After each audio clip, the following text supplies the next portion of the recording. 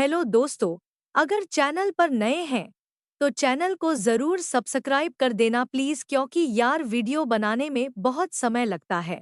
तो चलो शुरू करते हैं आज का वीडियो।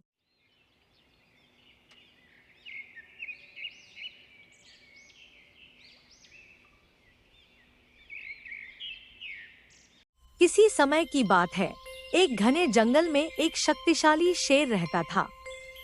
वह बहुत ही क्रूर था और बेवजह जंगल के अन्य जानवरों को मारता और उन्हें डराता रहता था। जंगल के सभी जीव उससे डरते थे और कोई भी उसके सामने जाने की हिम्मत नहीं करता था। एक दिन एक वृद्ध साधु जंगल से गुजर रहे थे। वह एक विशाल पीपल के पेड़ के नीचे बैठे और ध्यान करने लगे। शेर ने साधु को देखा और सोचा, यह मनुष्य न तो मुझसे डर रहा है और न ही भाग रहा है। शेर साधु के पास गया और बोला, अरे साधु, क्या तुम्हें मेरी शक्ति का डर नहीं? साधु ने आंखें खोली और शांत स्वर में कहा, हे वनराज, मैं किसी को नुकसान नहीं पहुंचाता, इसलिए मुझे किसी का डर नहीं। लेकिन तुम अपनी शक्ति का दुरुपयोग कर रहे हो।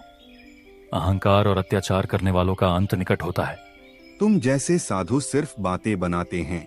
जंगल का असली राजा मैं हूँ और मुझे किसी से सीखने की जरूरत नहीं।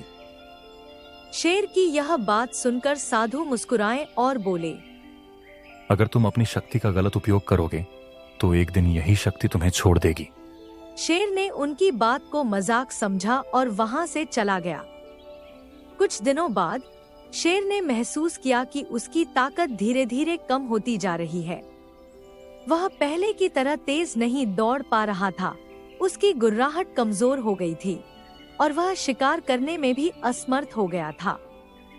धीरे धीरे जंगल के अन्य जानवर भी उसकी कमजोरी को भांप गए और अब वे उससे डरने के बजाय उसका मजाक उड़ाने लगे।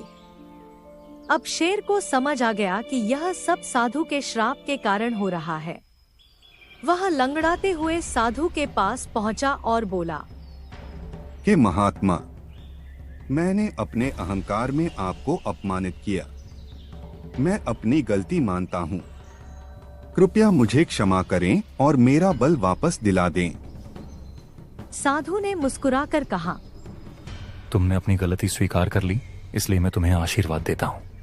पूर्णिमा की रात के बाद तुम्हारी शक्ति लौट आएगी, लेकिन अब इसे केवल अच्छे कार्यों के लिए प्रयोग करना। शेर ने साधु से वचन लिया कि वह अब जंगल के रक्षक के रूप में काम करेगा।